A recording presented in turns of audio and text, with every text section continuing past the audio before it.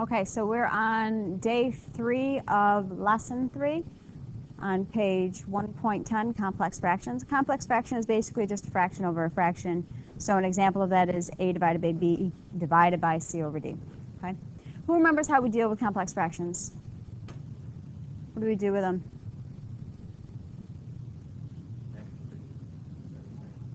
Yeah, you could put them side by side, sure. A over b divided by c over d. How do we divide fractions? Change the sign and flip that second fraction, right? So we do that keep, change, flip, right? Okay, good. No problems with that, right? Okay, so what we're going to be doing today is we're going to be going a little bit further with that. Instead of just having a fraction over a fraction, we're going to make it an addition of rational expressions in the numerator and addition or subtraction of rational expressions in the denominator. We'll have to find one common denominator, and then we'll have to do some work, okay? So we're just going to make it a little bit more difficult, sorry. I know you love when I do that. Ready? Okay, I'll wait. Okay, so let's look at our first example, simplifying complex fractions. This is a complex fraction. Now, does it look as pretty as the other one? No, because it doesn't look as simple, right? But yesterday and the day before, we spent learning how to add and subtract rational expressions. When we were adding and subtracting rational expressions, what did I have to have?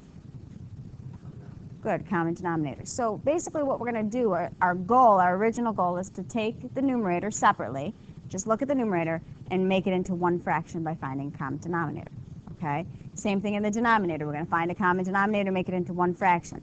Once we have one fraction over one fraction, we can do that whole keep, change, flip thing. Okay, so we're just adding a couple more steps on before we can do our keep, change, flip. Okay, so method 1, I guess I should say step 1, is find a common denominator and make one fraction. Okay, so common denominators and make into one fraction. So put that in however you're going to remember it. It's up to you. Okay, get a common denominator for the numerator, make it into one fraction. Get a common denominator for the denominator, make it one fraction.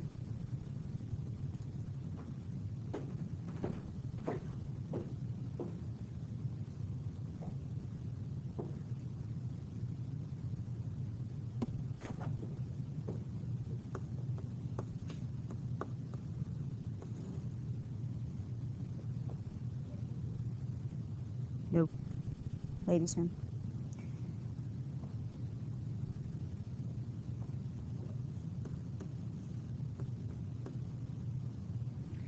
Okay. You guys ready to try it? Sure, you can do it in your calculator, you can do it in your notebook, whatever you're comfortable with. It's up to you. All right, so let's look at the numerator by itself first, okay? First thing you need to do is decide what your common denominator is going to be. So I've got an x, and what's the denominator for the 3? 1, right? We know we can do that. So what's my common denominator? X, excellent. All right, so that goes to my denominator, right? So what do I have to multiply x by to get x? 1. So what do I multiply 1 by? So that just stays 1. Plus, what do I have to multiply 1 by to get x? X. So what do I have to multiply 3 by? So it becomes, so now do I have one fraction in the numerator? Good. So now we can go to the denominator. Everybody doing okay so far?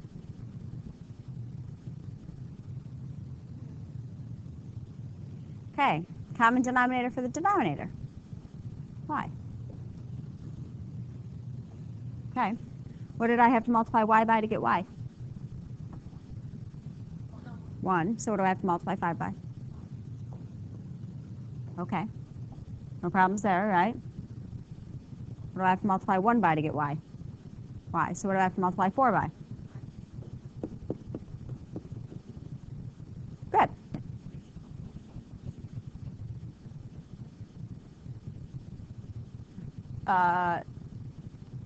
No. That will only work in your head right now, but it may never work again. So don't ever use that. Okie? Okay. All right, do I have one fraction over one fraction? So now how do I deal with complex numbers? Beautiful. Keep, change, flip. Keep, change, division and multiplication, right? And flip the denominator.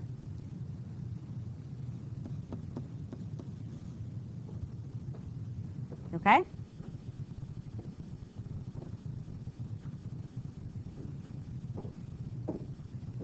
Now normally we'd look for stuff to cancel out, right?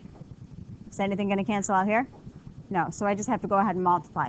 How do I multiply fractions?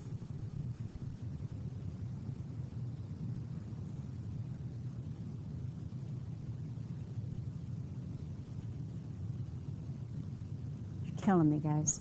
How do I multiply fractions? Trig students.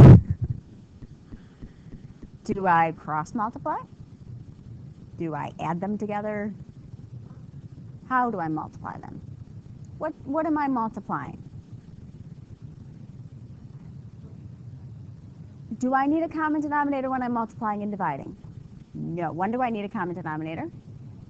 When I'm adding and subtracting. So again, I'm going to ask this one more time. How do I multiply fractions? Thank you. Numerator to the numerator and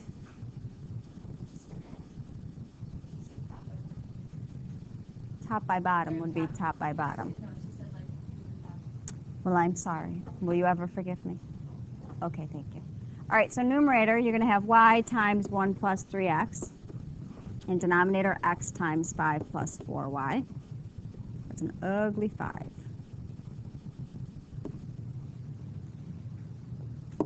Last thing I should do. Sure. Y plus 3xy over 5x plus 4xy.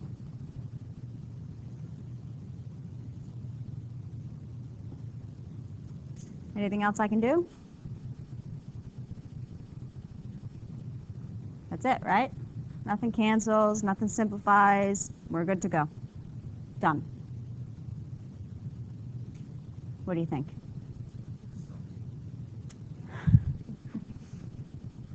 Okay. These are not easy. They are difficult, and I'm sorry. They're going to get harder. I'm sorry. My first period class did not enjoy them either. We're going to spend the whole period doing these, and then tomorrow we're going to practice the first half and quiz the second half. We're not even going to learn any new material tomorrow. You guys are just killing me with days here.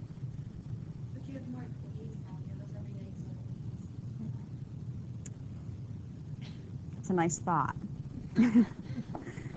Okay, you ready? Oh, you've been ready. You're born ready, right? All right. No. This is the only method we're going to use. Why confuse things? Okay. All right, so 3 over 1 minus 1 over 2y. What? I'm sorry, did I skip one? I apologize. 1 over x over y.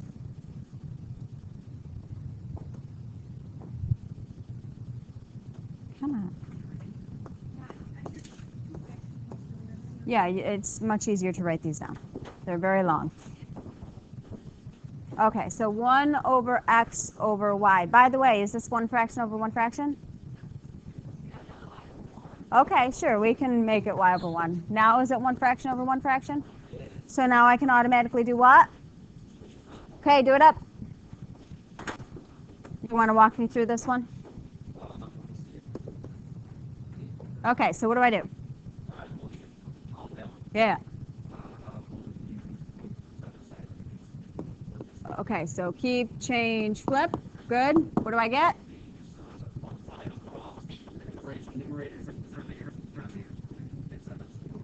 Good. How many people got this right? Woohoo! Making you feel successful. Are you ready for the next one? All right. The next one is 3 over 1 minus 1 over 2y. 3 over 1 minus 1 over 2y. 3 over 3 minus 1 over 2y. Yes, that's a wonderful idea. 3 over 1. And then 3 over 1, right? That's a good way to think about it. Good. Okay, so. What? Oh, geez Louise. It's 1 over 1? Yeah, is that right? Okay. All right, so now in the numerator, do you have to do anything? No, it's already sitting pretty, right? Denominator, however, I need a what? Common denominator. Good. So I want you to go ahead and give this one a shot. We'll go over it in a second, okay? You can still have your 3 over 1, right? You guys just got done telling me the common denominator was what? Okay. That's not a problem, right? What did I have to multiply 1 by to get 2y? So I have to multiply the numerator by that as well. Minus, right? Do I have to change this?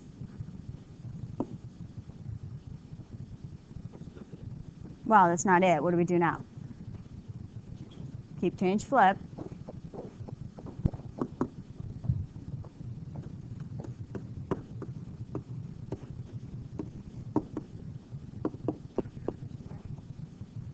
Only if you want me to stomp on your foot. Okay.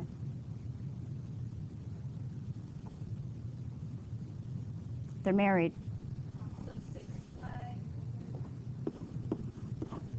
Beautiful. Can I do anything else? No.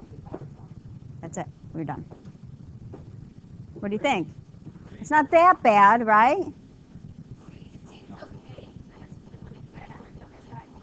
So go back and watch the video. They're up for your viewing pleasure. Back and watch the video. Ready for the next one? No? I'll wait. Okay. Let's try this one. We're going to go very slow. Okay.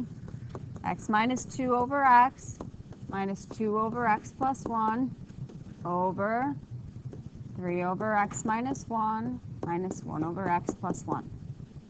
Okay, we're going to deal with just the numerator to start. Okay, we're going to ignore the denominator, just look at the numerator.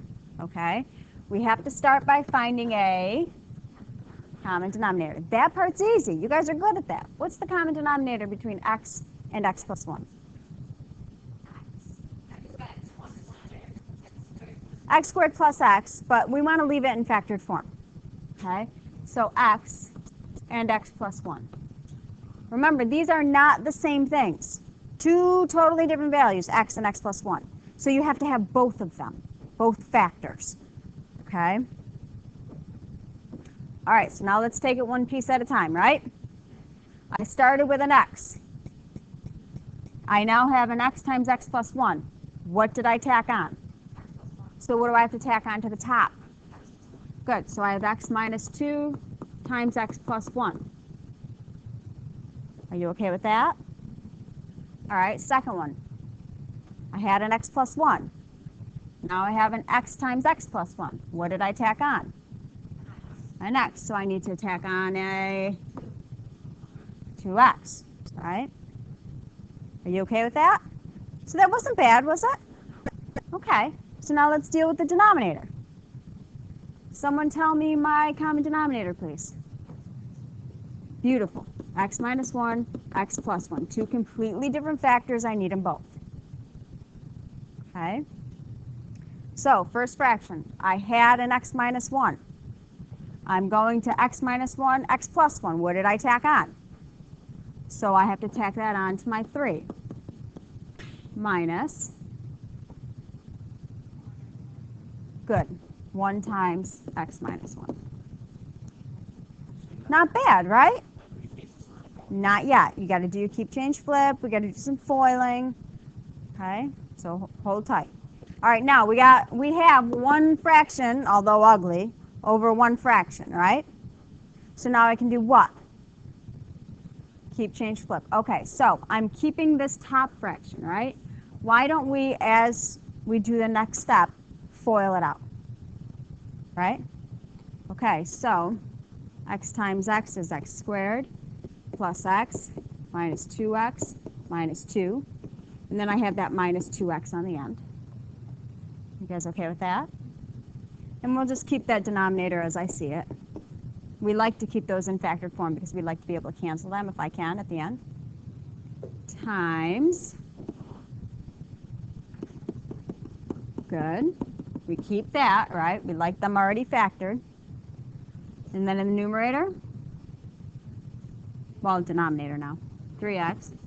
Good.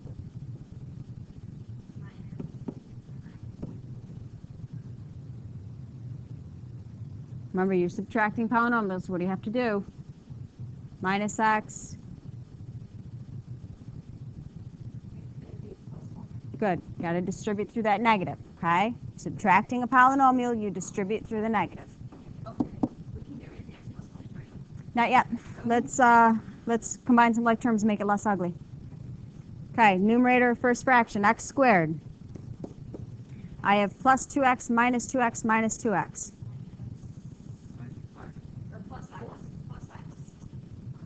Minus 3x. You're killing me. Minus 2.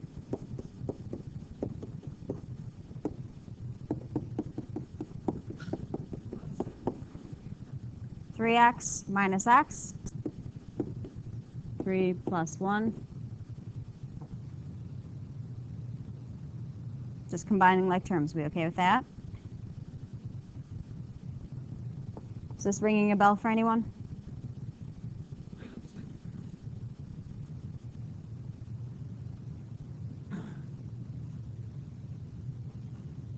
What can I do with it? How do I factor it? Good, GCF. Right, I can factor out a 2 and make this x plus 2. Do you agree with that? Okay. So if you can do that, all right? Does this numerator, the first fraction, factor? No, it doesn't. No two numbers are going to multiply to be a negative 2 and add to be a negative 3. Doesn't work. So now I can do what? Good. Anything else? No. All right, so in the numerator, I'm left with the x squared minus 3x minus 2 and an x minus 1. Notice my trinomial is in parentheses. If it's not, it's wrong. Understood? Say yes. And 2x times x plus 2. And that's your answer. Okay, so when you break it down step by step, is it that bad? Well, at least you're honest. Okay, you just got to go slow. You got to take it step by step. Okay? These are not ones that you can like fly through fast. You got to go slow.